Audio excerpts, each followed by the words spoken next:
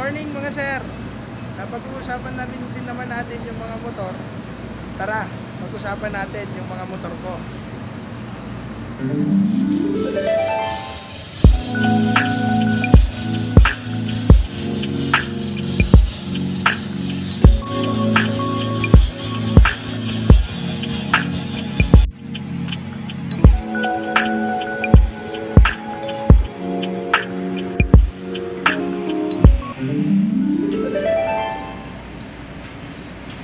Uy, sorry.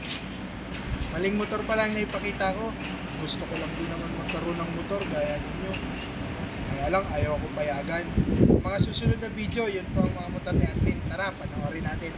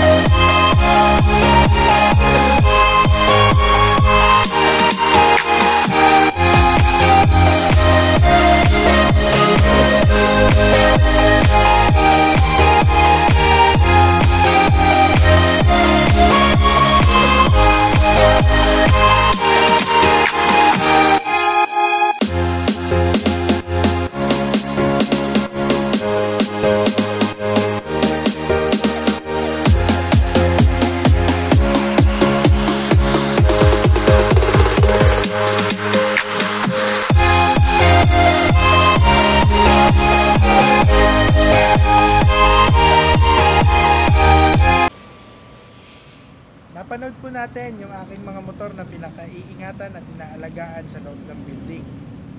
Alam ko po wala naman po itong kinalaman sa inyong pang-araw-araw na buhay. Pero sigurado po ako sa inyong mga building na pinupuntahan, sa inyong opisina na pinapasukan. Minsan sa mga residential, meron po silang mga motor na nilalagay. Hindi man po natin na kikita, minsan atin pong naririnig, pero pag nag-malfunction, sigurado ito po yung ating mararamdaman.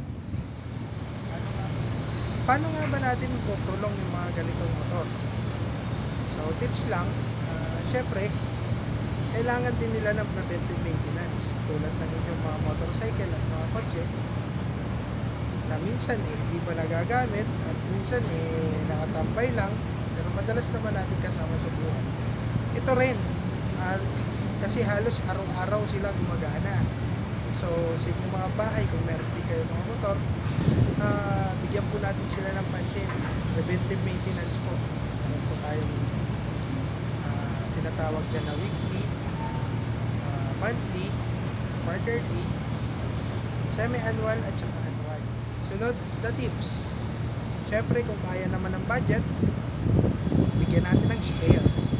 So lagay tayo ng isa pa, katuwang niya sa pagtatrabaho para halimbawa sa weekly natin na preventive maintenance. Sa week na to, pump motor 1 ang gagamitin natin. Motor 1 ang gagamitin natin. So other week, motor 2 naman ang ating pagaganahin. I-interchange lang natin. So nagkakaroon ng time makapagpahinga naman yung ating motor. Pangatlo, syempre hindi mawawala yung motor controls. Number 1, isa po yun sa kailangan meron tayong motor controls kasi yun po ang magpoprotekta sa ating mga motor once na magkaroon na po ito ng fault. Hanggang dito na lamang po ang ating vlog. Sana po may natutunan kayo at malawak pa po ang mundo ng mga motor. Baka may topic pa natin siya sa mga susunod nating vlog. Ingat po tayo mga ka-admin.